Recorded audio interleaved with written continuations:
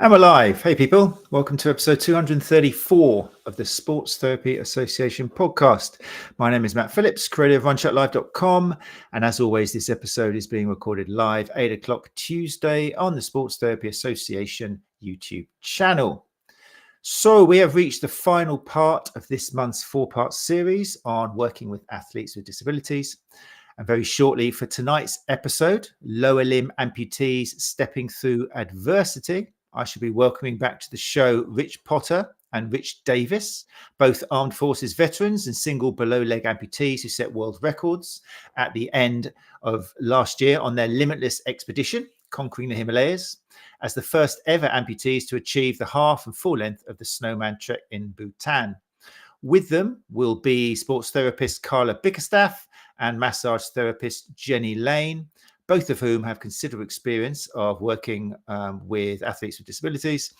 And yeah, we're looking forward to bringing everybody up. But first, of course, a huge thank you to my guests last week in episode 233, which is out now, Navigating Injury, Physical and Psychological Support, which my guest was Dan Metcalf, who was left paralysed from the waist down after a motorcycle accident in 2014.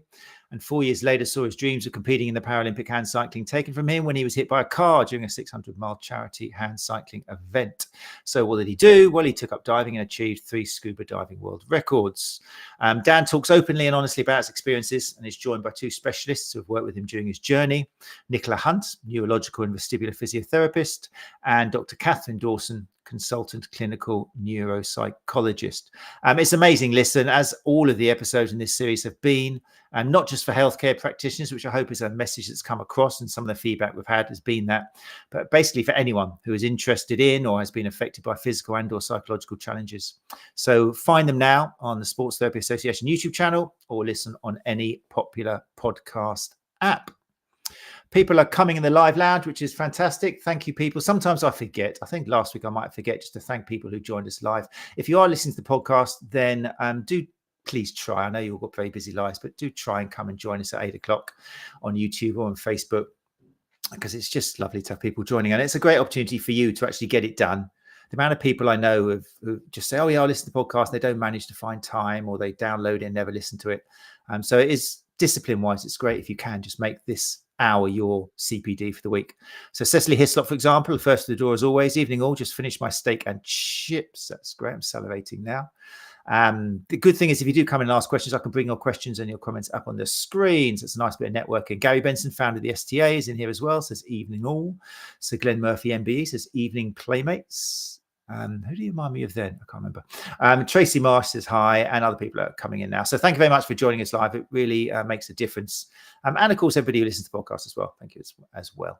But if you do listen to the podcast, then you do have to pay. Not money, just with a rating, a 5, and a review would be great. Just a nice little review, a few little words. Basically, just it helps our message, the great word of our guests, get out to Google. So that's what you can really do to help to support us. Right then, I think we're ready in that case to crack on with part 4 of this series. If you have joined us live, as always, feel free to ask questions as we start episode 234, Lower Limb Amputees Stepping Through Adversity, with my guests R.Potter, J.Lane Davies, 𝐏𝐫𝐴, and J.Lane. Let's bring them up.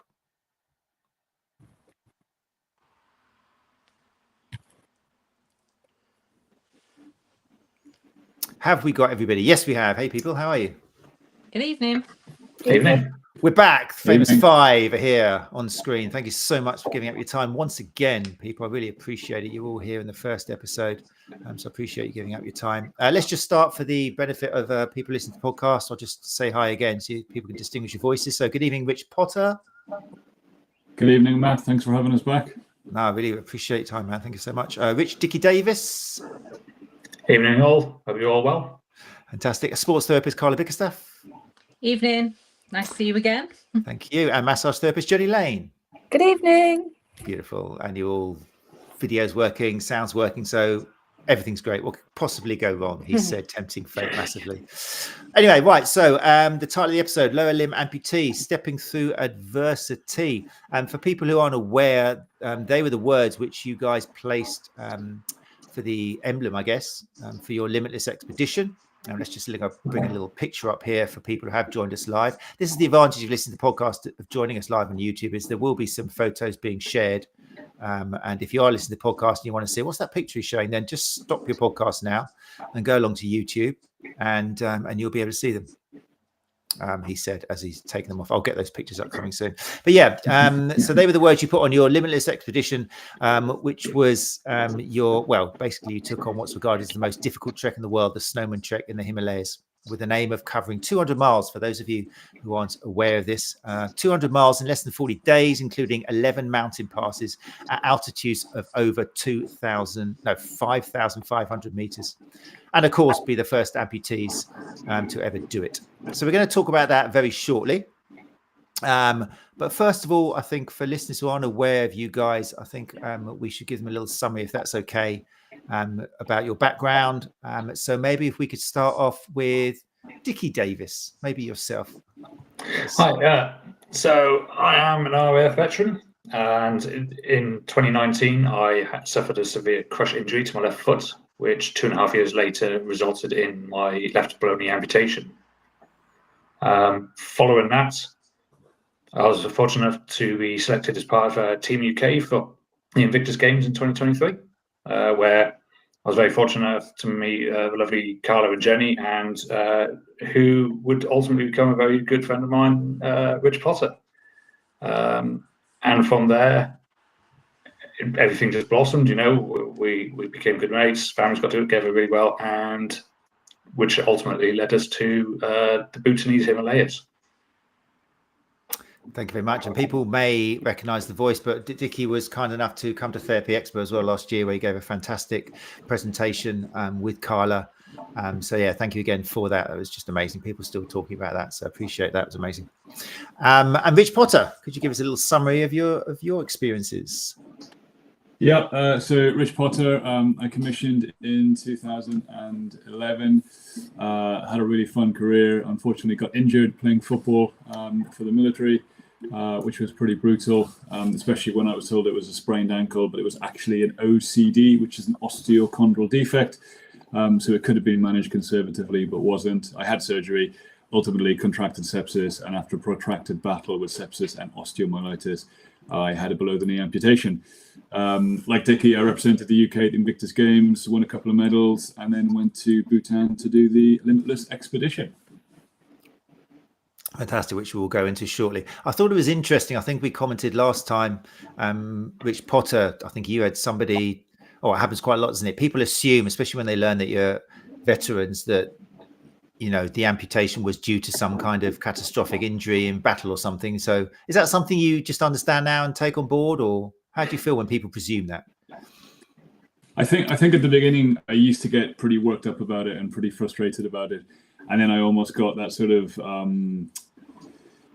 like identity fraud, where I didn't feel like I belonged in that veteran community because I hadn't suffered a blast injury. But eventually you just come to terms with it. Just like anything, time heals everything. And now I kind of use it as a point of education for people. So it's kind of, there's millions of amputees in the world, and probably 0.01% of them are combat related. So yeah, it's a good chance to educate.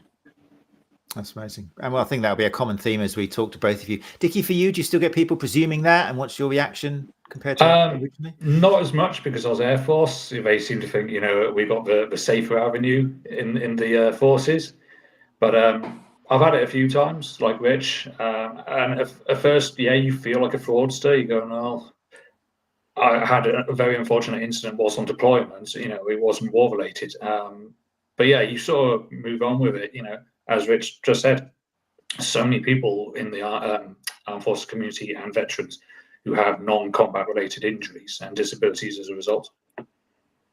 Yeah, it's a good point. There's going to be loads of these interesting points and assumptions. I mean, and it's great information for therapists as well, because they're going to presume if ever they do work they're going to presume that the person in front of them, if they've got an amputation, it must have been because of something which they're assuming, and it's just shows you're not having that conversation if you make assumptions like that. So just a reminder here, I think Gary mentioned this last time, we're planning, this is Gary Benson, founder of the STA, we're planning a couple of web chats with Sepsis UK, one to coincide with Sepsis Awareness Month in the autumn, and a special STA extra podcast, especially for members, on recognising symptoms, which, if you remember, last week's guest, Dan Metcalf, suffered from that, was talking about that.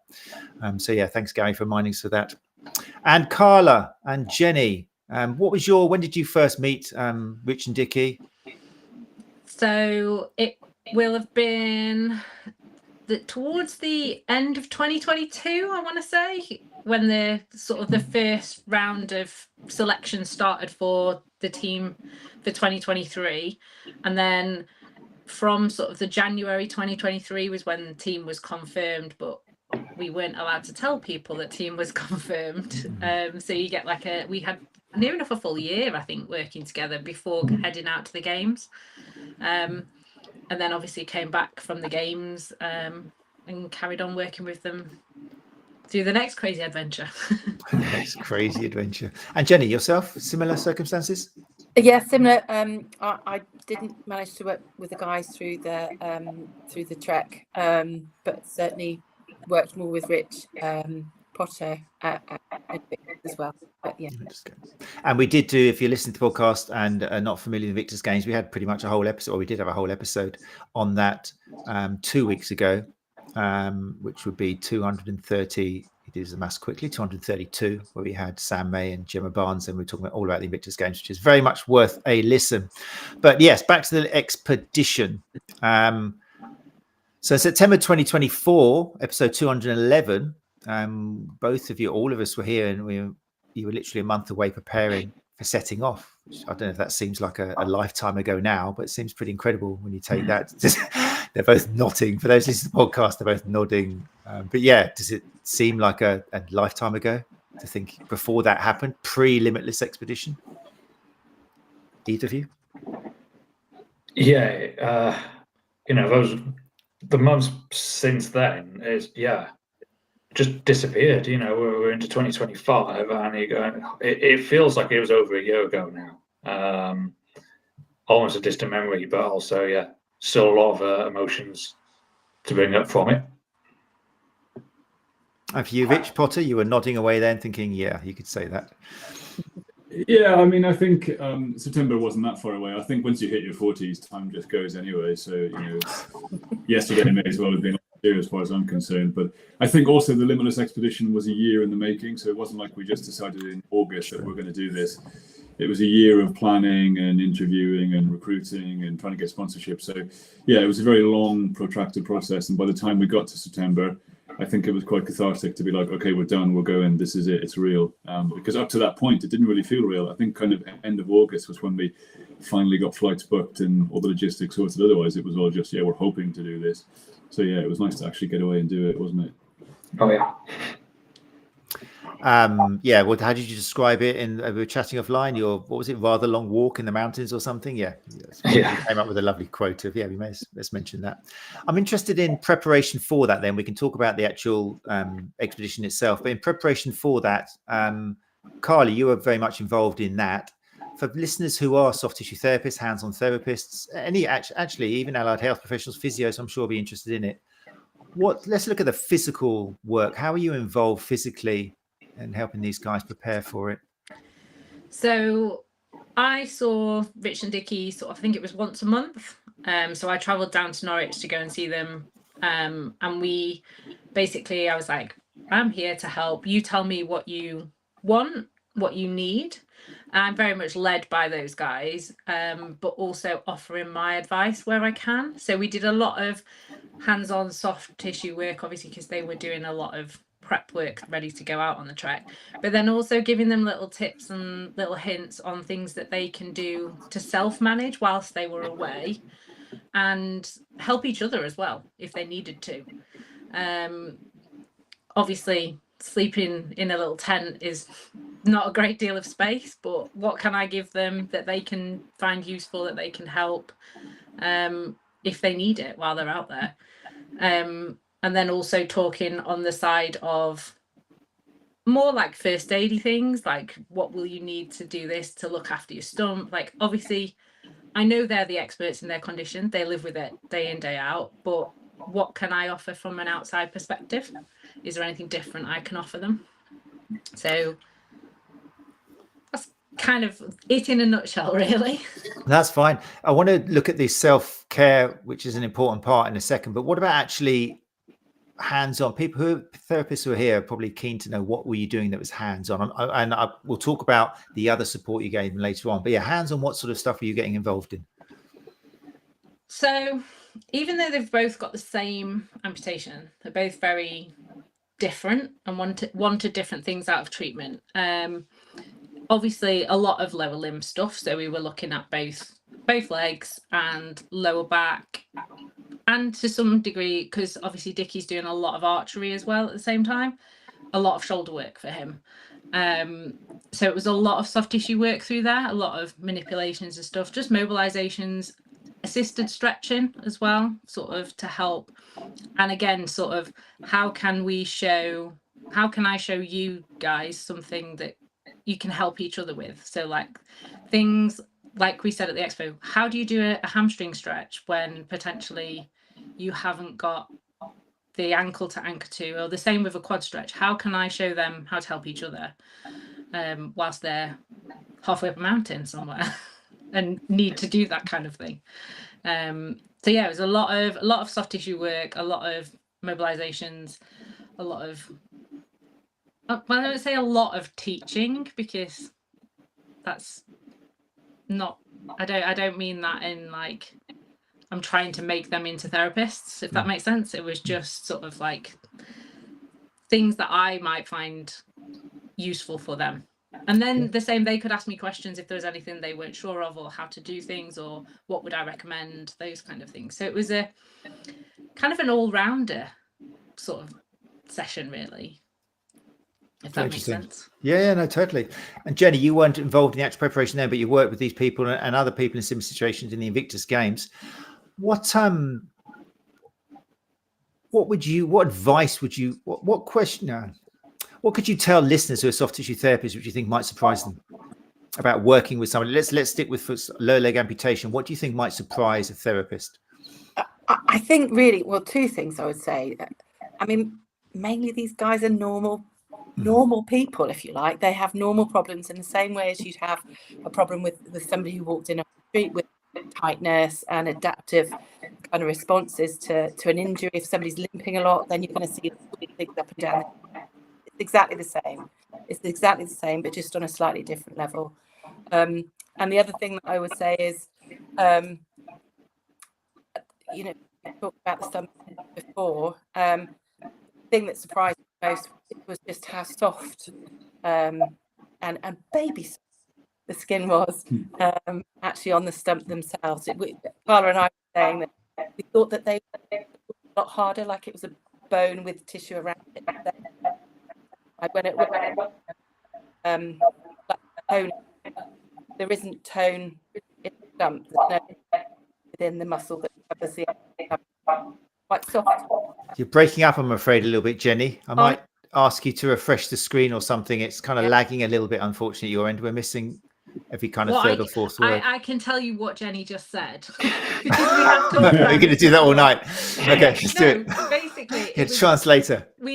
We've often said that the first time you work with somebody that's particularly a lower limb amputee, I expected the amputation to be solid, so like a bone with just skin over the top of it, and actually it's quite soft and smushy because the musculature is still there, but it's been used in a different way. So yes, they might still have a calf muscle, but actually it now starts and ends in a different place because it's been used to make a flap for over the stump, if that makes sense. So yeah, definitely. It's some things are not where you expect them to be, and also the feeling of it can be different. Expand on that. Some things are not where you expect them to be. Like if you, for example, if you take the calf, for example, it might now start on the back of the leg, but now finish on the front of the leg, as opposed to being completely down the back. So that muscle is still there, but how much contractile strength it has, if any, is going to be different. So that's a consideration to take in when you're treating somebody. But you won't know that unless you talk to the patient that you've got in front of you and find out from them, sort of, because they, I mean, correct me if I'm wrong, guys, but I think they would know what musculature has been used to make a flap. Yeah. So they will be able to say to you in their appointment, this is what I've had done, this is the surgery that I had done, and you can then work together from there to find out what works for them, rather than just barreling in and hoping for the best kind of thing. That's great.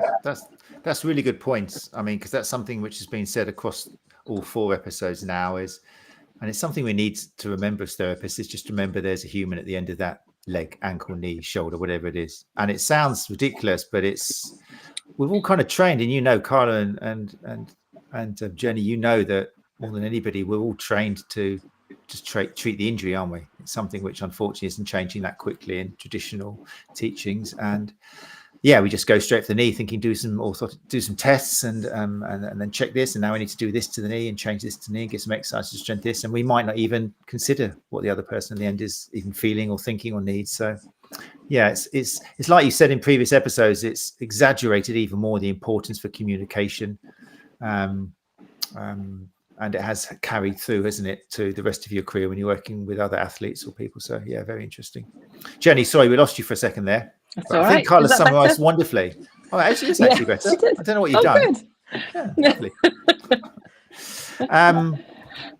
Fine. So how much, obviously, in your cases, Rich and Dickie, you'd already worked with soft tissue therapists during Invictus Games before. But do you remember, I don't know, what was your experience working? You're both from sporting backgrounds, aren't you? So I suppose you were already very attuned to working with soft tissue therapists, but was it strange for you the first time a sports tissue therapist started working with the stump, with the amputation? Was it something which you weren't quite sure about having someone else touch? Or Rich Potter, you both are so polite, I'm going to have to address one of you, aren't I? Otherwise they're just going to smile sweetly at each other. Yeah, Rich Potter, what's like you? Yeah, definitely. I was a bit of an anomaly because normally in the military, a below-the-knee amputee would do 6, 7, 8, 9 months at rehab and then they'd be off. I had 3 years at rehab because I had a lot of revision surgeries and general complications. And I was quite lucky that over those 3 years, I had 2 amazing physios who looked after me and were very happy to do some soft tissue work if I needed it. But going back to your question, the stump is so weird to look at as an amputee, especially for the first sort of 6, 8 weeks. It's just a bloody mess. Like there's literally blood all over the stump, and there's wound dressings coming off and stitches and stuff. And it's very hard to look at. And it takes a very long time for you to accept that it's now part of your body and you have to see it every single day. So if that's how we feel, I imagine how difficult it could be for a therapist to see it for the first time, to just be like, whoa, that's, that's crazy. But I think amputees, if they're going to a therapist for treatment, they're already okay with it. And by the time I started that treatment, I was happy for them to touch it. What I will say is scar massage is such an important part of an amputee's early journey. And I didn't realize how important it was. And I was so bad at doing it myself because I was so nervous that I might rip the scar or, pull it open or whatever. So I would only allow my physio to do it or the therapist to do it. And it was an amazing part of it. And even now, if I do some scar massage, it still helps because it just breaks down some of that tissue in the bottom of my stump and makes it a bit less painful on impact. That's really interesting. Dickie, do you have the same experience to you? Yeah, I pretty much echo Rich's comments. Scar, I was told from the very early start after my amputation. Now, my journey through rehabilitation was little over about just under a year and a half before I was discharged from it. But I didn't require lots of revision surgery. So I've got the one incision where they've done all the work and then closed up. But yeah, I was always told from the very start to get that scar management under control, and give it the best chance possible. But like Rich said, it's terrifying. You really worry as somebody who's not trained, and you're going, oh, I've got to touch it myself now, but you're going to rip it open. and you sort of pussyfoot around it. You don't want to be rough with it, actually, when sometimes really getting in there is going to be the best thing for you. It's that uncertainty. Yeah, makes sense. I think it's quite an important message then, that by the time, and you've both kind of said this, but by the time a soft tissue therapist gets to see you, you're pretty much, it might be because it's a different person, but you're already experienced with having somebody touch that. You've been touching yourself, managing yourself. So if there's any tension in the room, it's created by the therapist because they're not talking to you or asking the right questions, isn't it? You guys are kind of ready and go, let's do it, let's get on with it. So there's a good message there for therapists, isn't there? It might be very strange for you, but communicate, talk about it.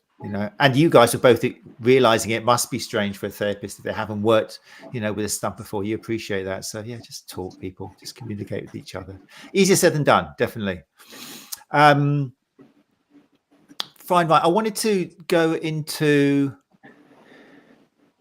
the self-care then, because that's the really important part, because again, there's a message there for all healthcare practitioners. Yes, you spend your time with the client in there and you might be hands-on, but it's about equipping that person with the tools and the confidence in some cases to look after themselves when they're not with you, which is much, much, much longer than when they're with you once a week or once every 2 weeks or something. So yeah, you started talking, Carlo, about preparation. I love the idea. So did you have them both in together, or were you replicating the information in terms of helping each other? Because this is quite a kind of a very concrete case, wasn't it, where the two of them were going to be there. Okay, there were some other people, some guides, but essentially it was them looking after each other a lot of the time, wasn't it?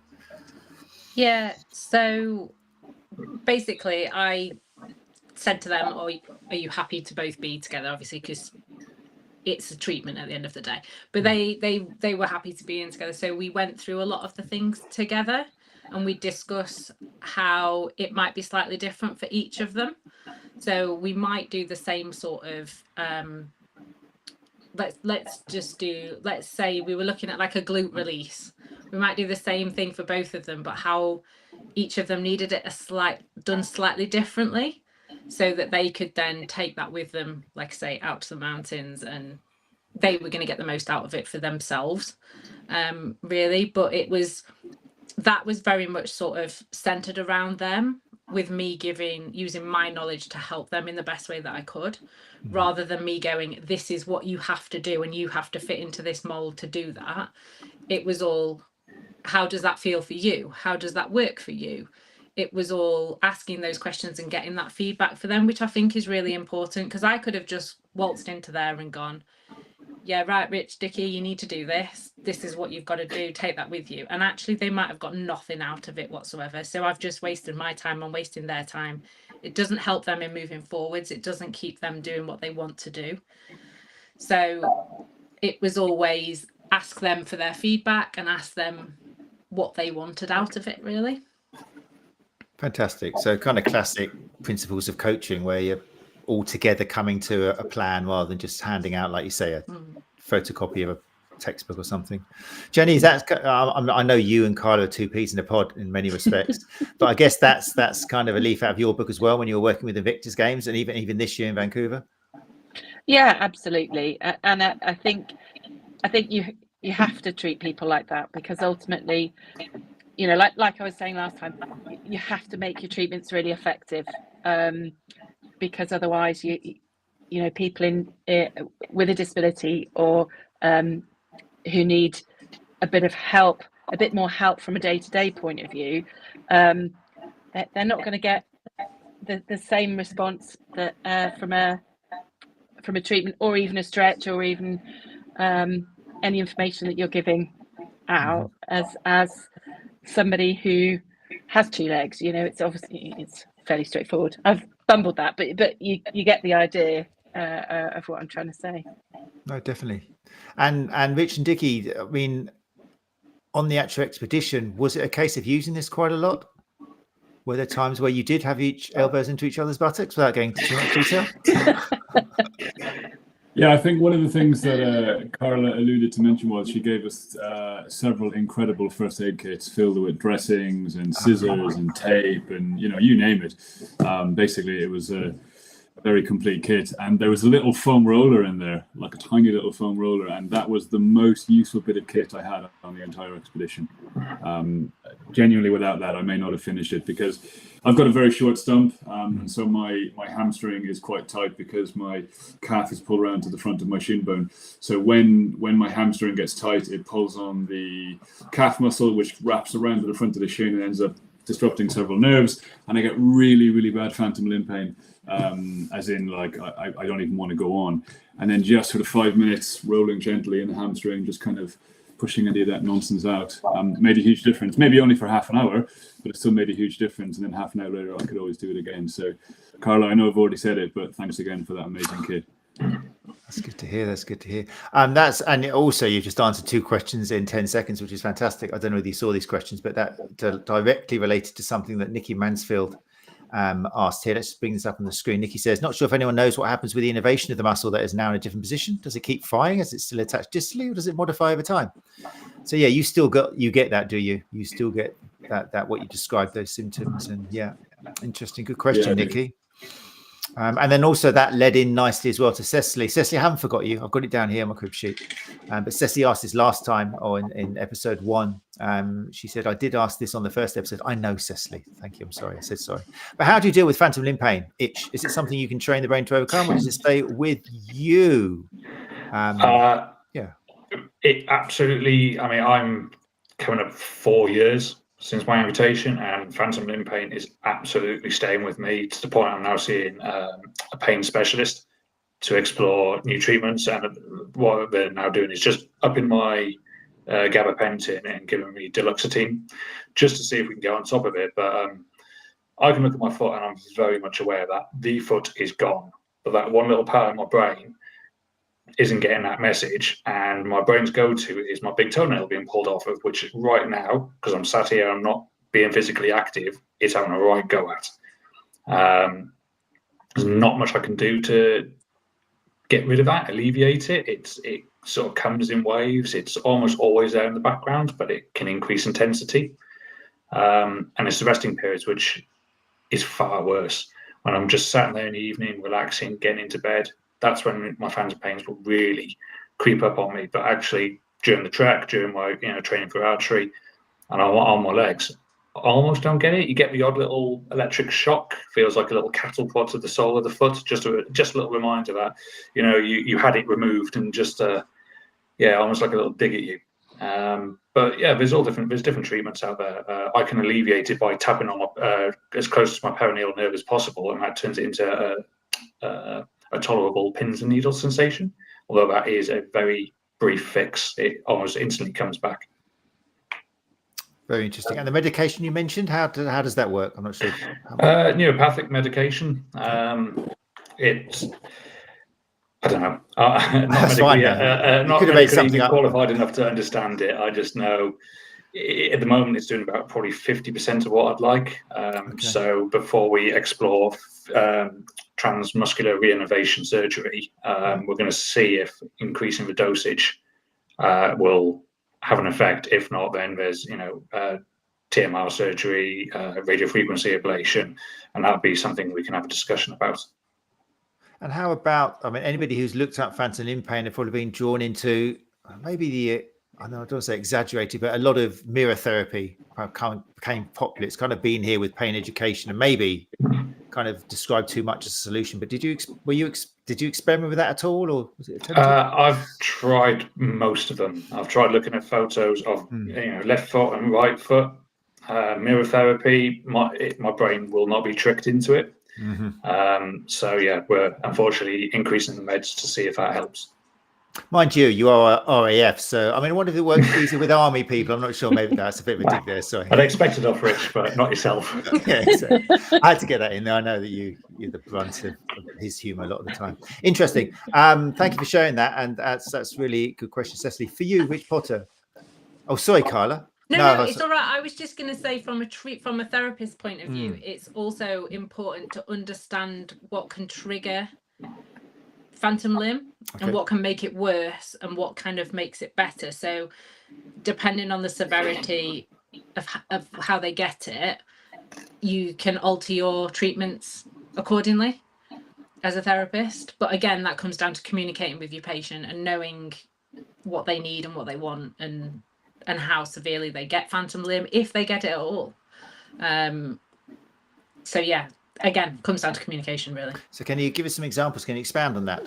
Have you discovered triggers that maybe the patient didn't even realize, or ways to? Well, sometimes people don't disclose that they suffer with phantom limb until you might be halfway through treating them, and then what you think is working is actually aggravating that phantom limb and making it worse.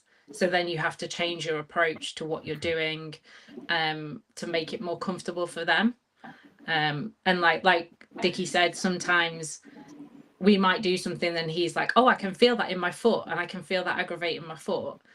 And so then I need to change my approach a little bit, because I don't want him to leave me feeling worse than when he first came in.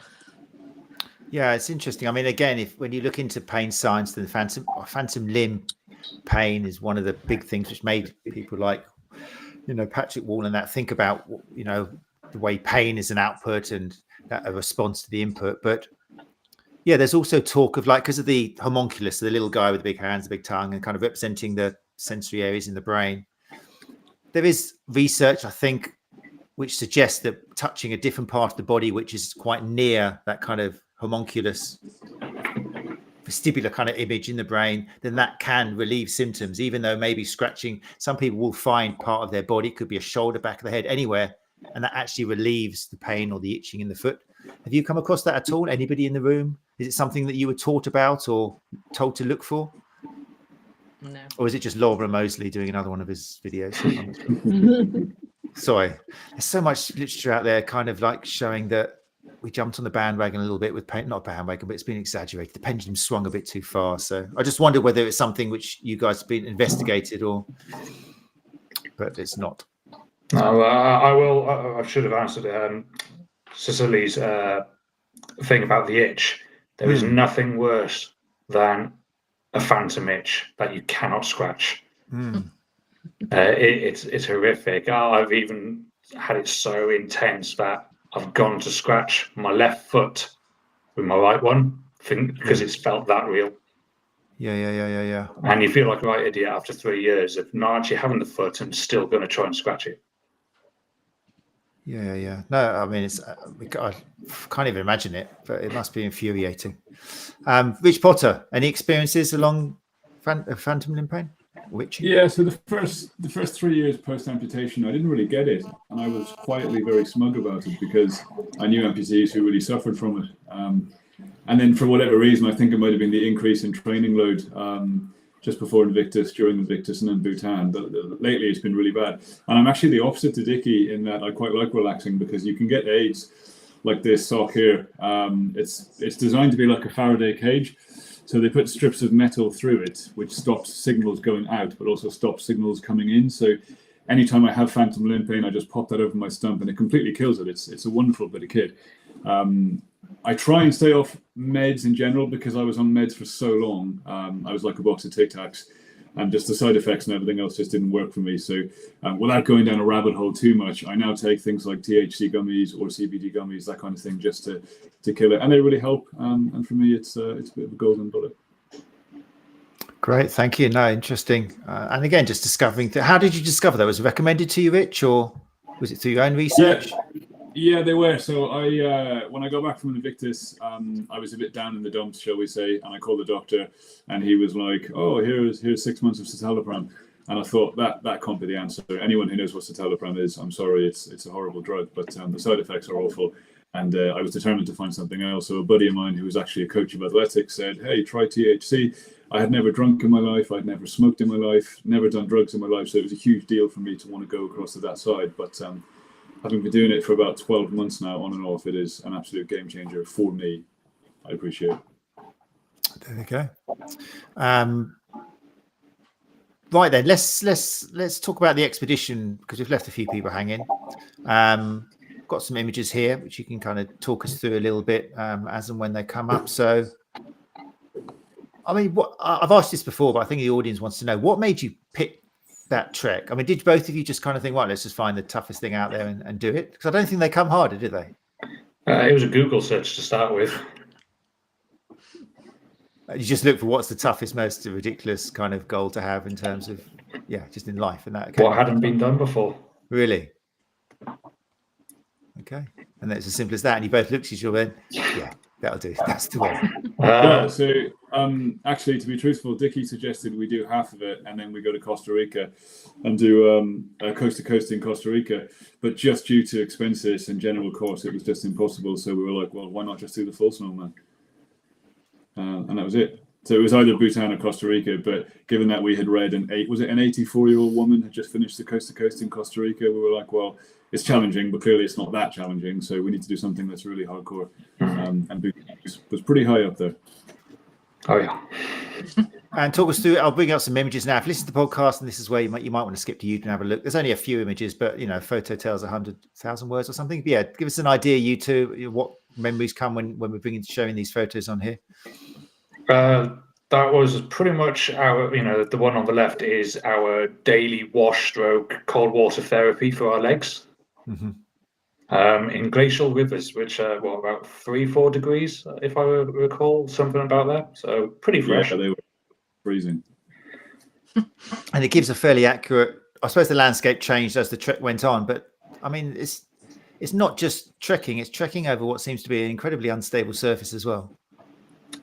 Yeah, it's not forgiving. It's not forgiving.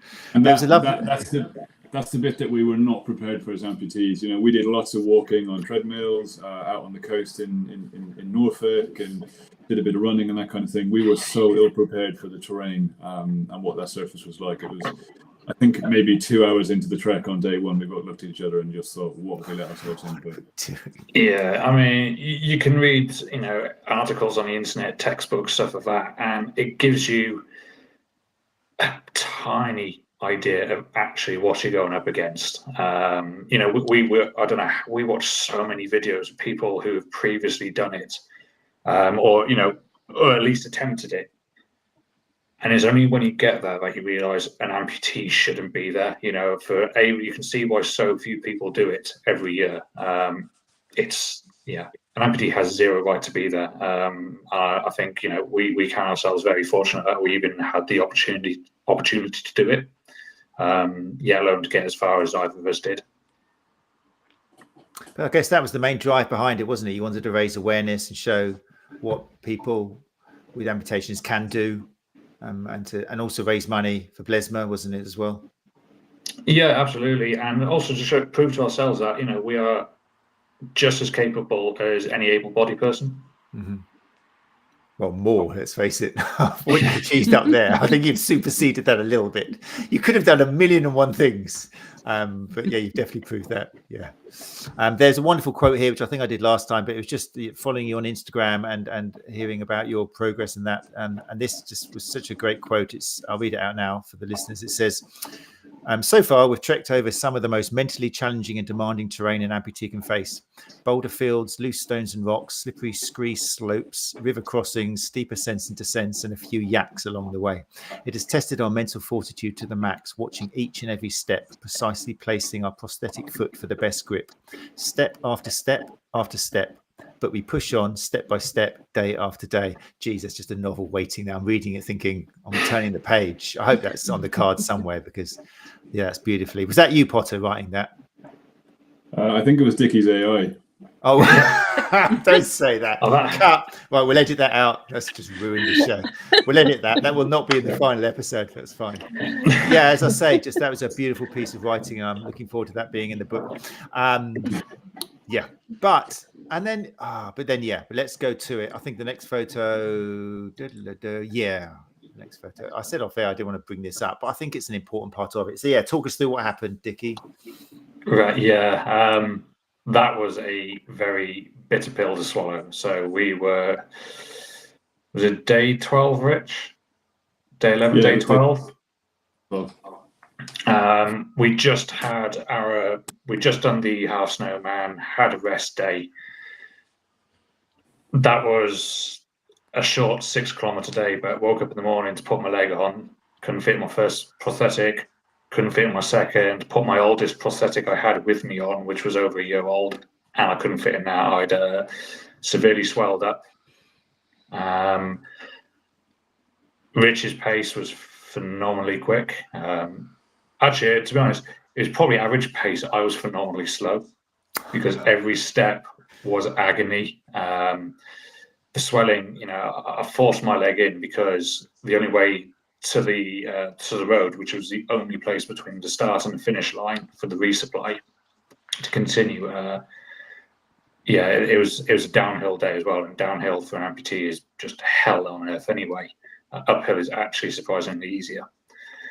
But yeah, I got in 20 to 30 minutes behind Rich, and he saw as I was walking up that I was wincing with every step, and it's just, none of my sockets were fitting. And at that point, we had a good 3-hour discussion between Rich and myself, our guide passer, and to the point that I even phoned my wife back in the UK and basically said, well, I broke down crying. I always said I'd never cry on social media. I like to think I've got quite good mental fortitude on stuff like that. But yeah, it ruined me. I felt a complete utter failure at the time.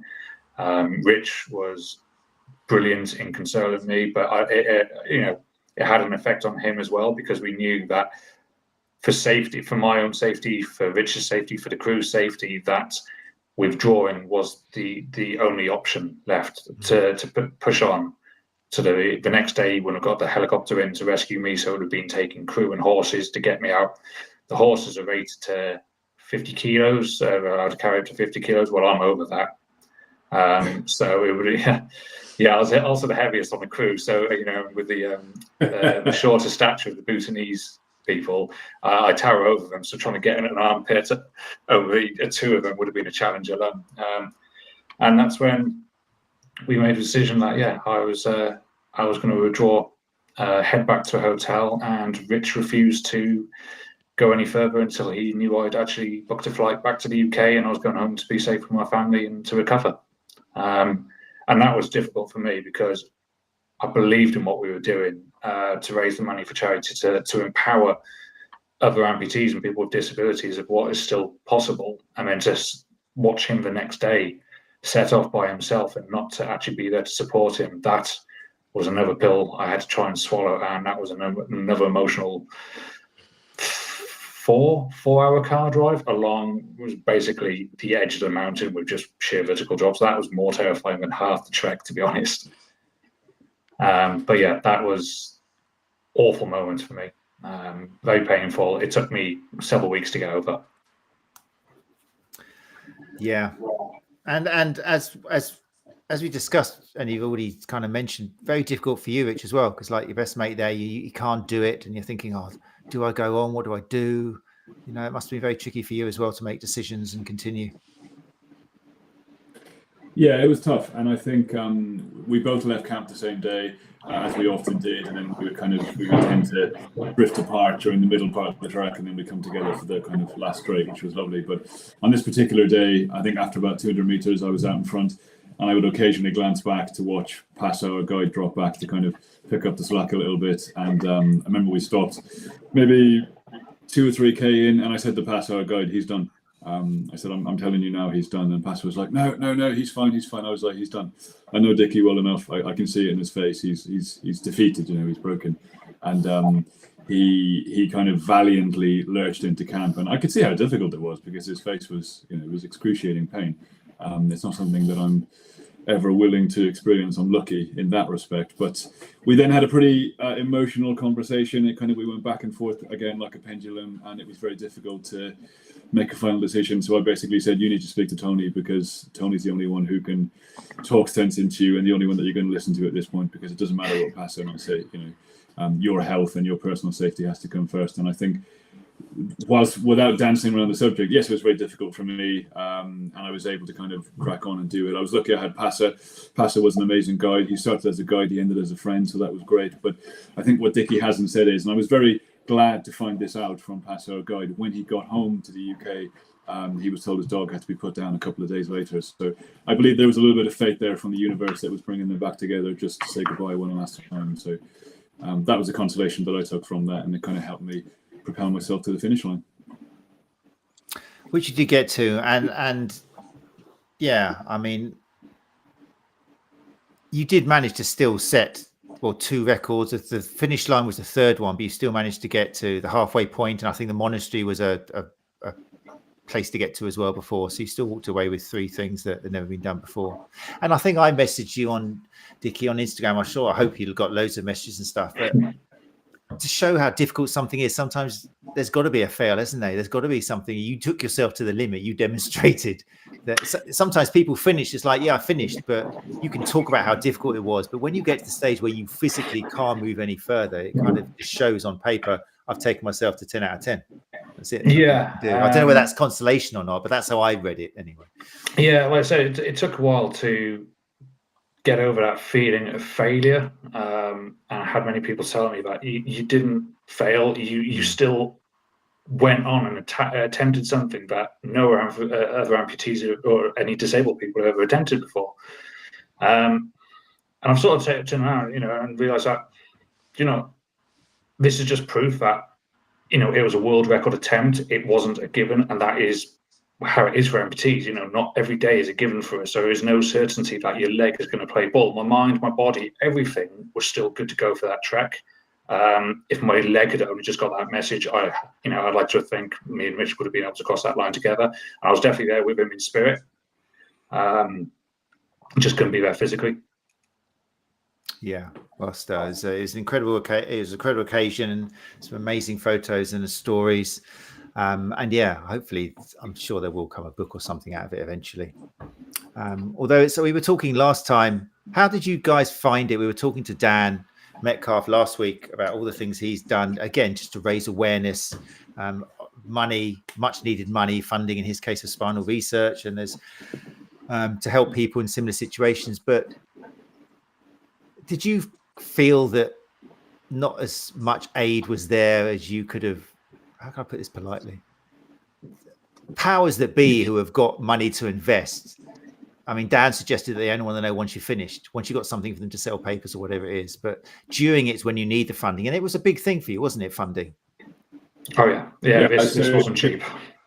The whole trip was around about £28,000. It was a lot of money, and we were lucky that we had one big financial backer in Norwich, Barrett and Cook, and then we had a couple of smaller companies give us some money and some kit and stuff. So it was very well received. But you can't just do stuff like that. It takes an awful lot of planning. And I have to say, we kind of thought that we were getting a little bit of coverage in the UK, and we were kind of reasonably happy. And then we got to Bhutan, and we were literally rock stars the entire time we were there.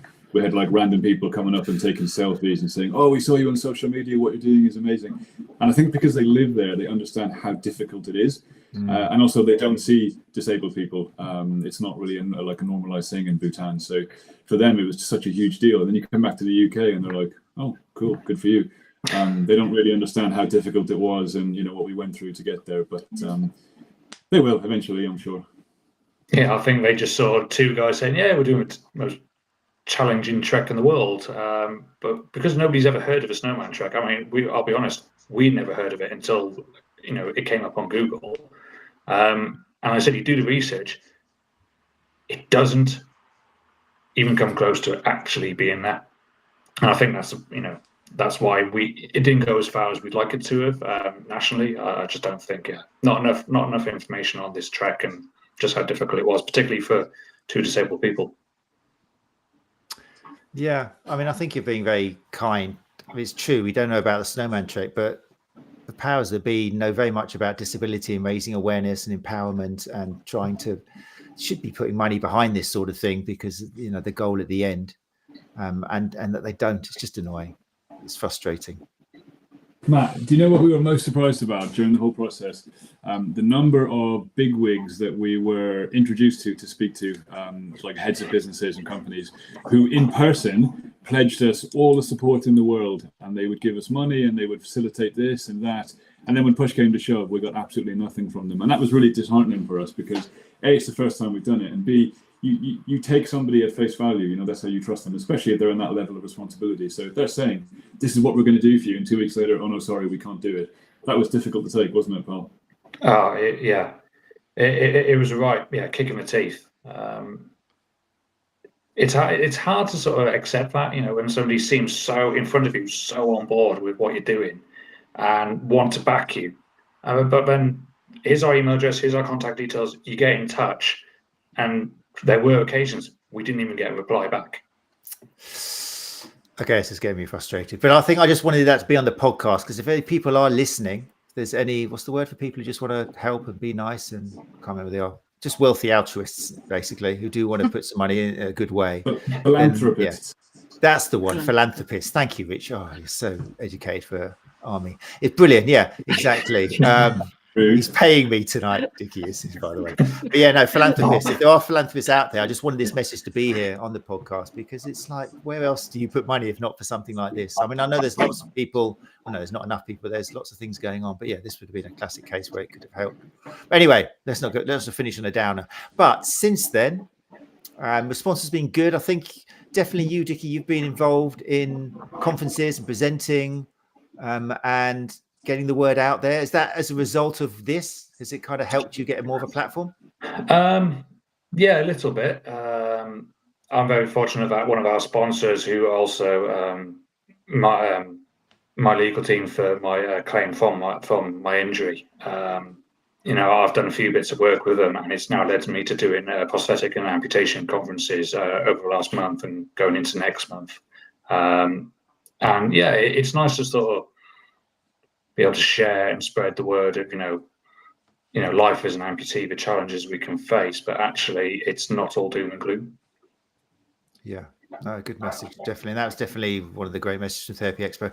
And Rich, what was it recently? Did I see you playing football again recently? There was a momentous thing which you finally got to. Was it that? No. So I've entered into a partnership with Ethnocare, who are a Canadian prosthetic supply company. So they produce a liner that makes it much more comfortable.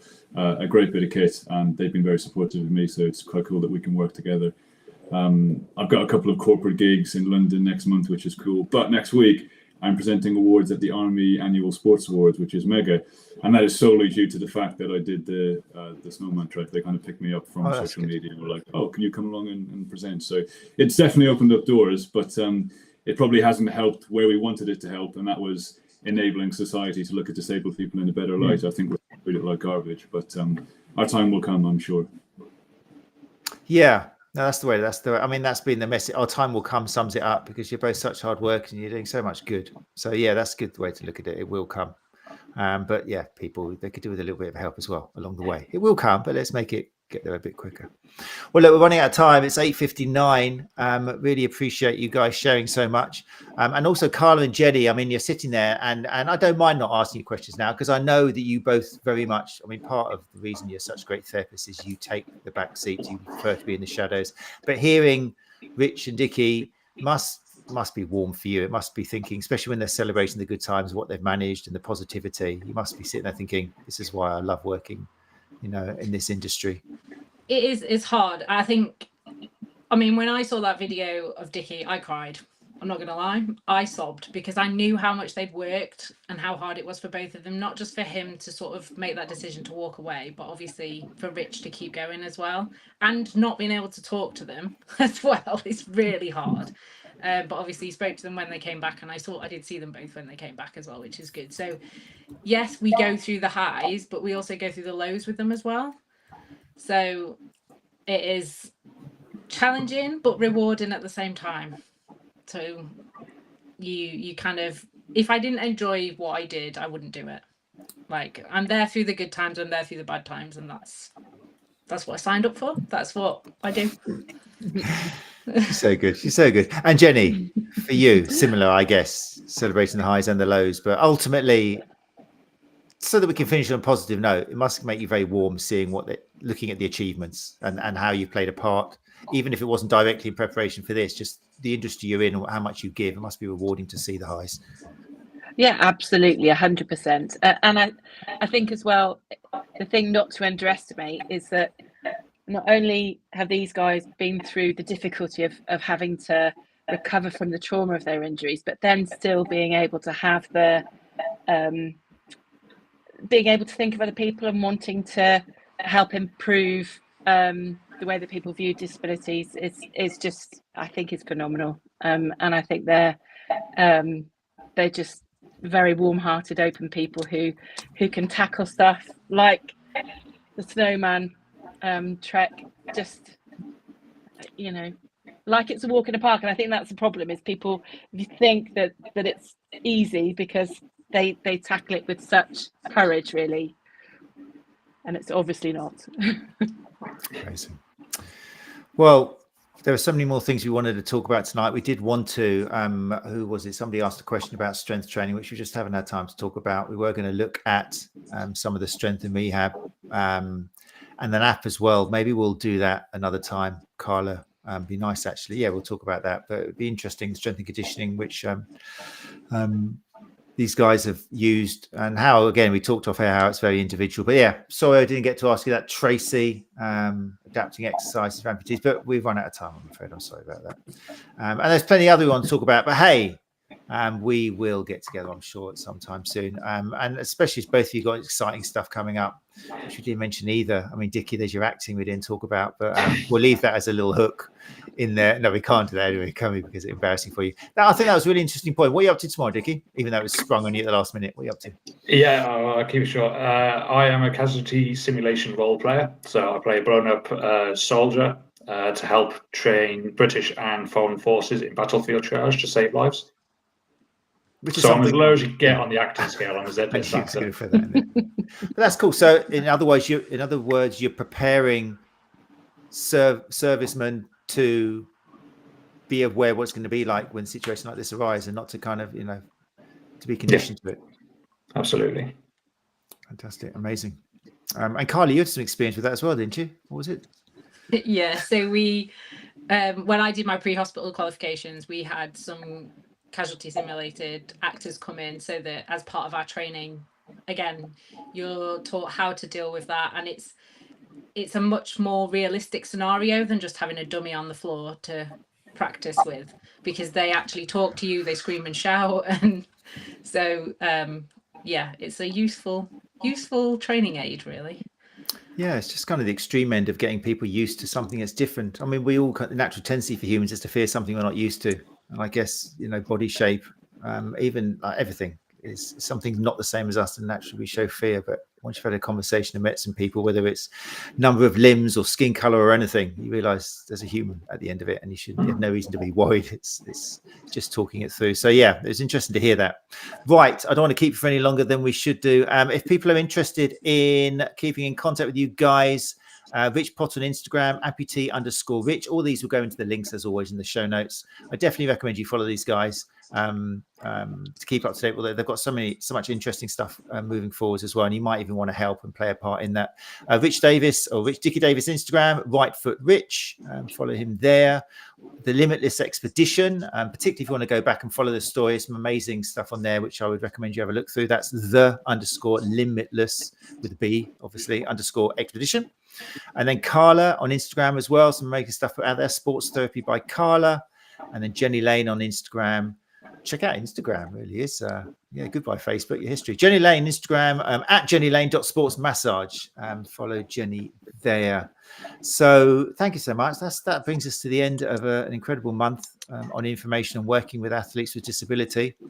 So thank you guys very much again for doing it twice in the month. Really appreciate it.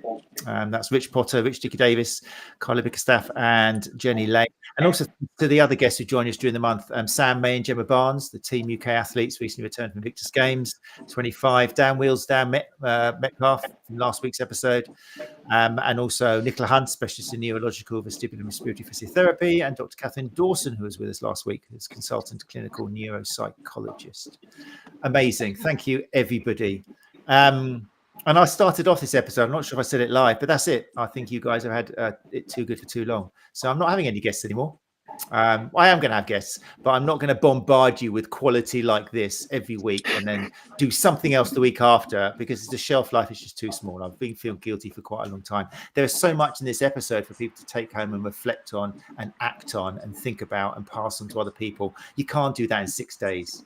If I'm going to suddenly give you something else, like you thought this was good, have this as well. So as I mentioned before, we are going to not take a pause. We're still going to be here, but I'm going to start a series of shorter 30 to 40 minute episodes called Reflection, which is going to chance for therapists to come in and basically chat with me for 30 to 40 minutes about a past episode of the show, which has caused them to reflect and has affected their clinical practice. So I think Nikki was in here. Yeah, Nikki's here, and Nikki's going to be my first clinician for next week. Nikki's going to be coming in, and I think I've got a little part of my artwork up here. There we go. Nikki's going to be coming in and chatting with me. Very informal, nice chit chat with Nikki Mansfield about an episode which was with Alistair Beverley. Nikki's taking us back to 21st of February 2023, which was episode 137 of the podcast, which was where Alistair Beverley, the learning disability physio, talked about healthcare for people with learning disabilities.